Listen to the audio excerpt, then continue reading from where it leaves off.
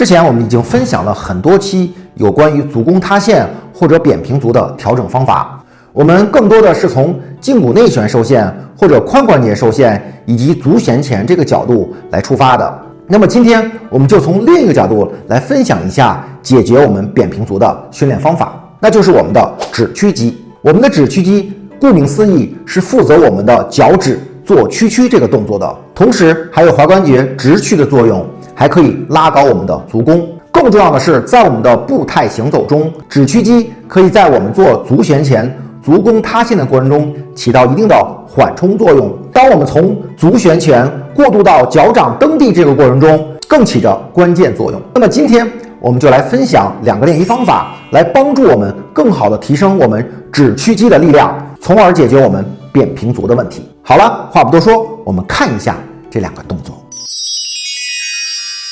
我们需要一个踏板，然后用毛巾或者毛毯卷成一个卷儿，然后让我们的脚趾去抓住这个毛毯卷，踩到我们的踏板上，手指微微扶墙，保持我们躯干的稳定，然后我们微屈髋屈膝，用脚趾抓住我们的毛毯卷，把脚后跟拎到你的极限位，在这里保持30秒的呼吸，做2到3组即可。如果你想增加一些挑战的话，也可以把我们的脚后跟慢慢降落一点，然后再拎起，做10到15个2到3组。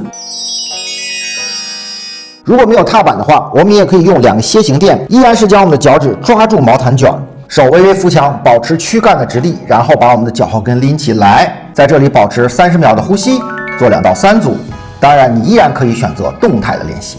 吸气落脚跟，呼气提气，吸气落脚跟，呼气提气，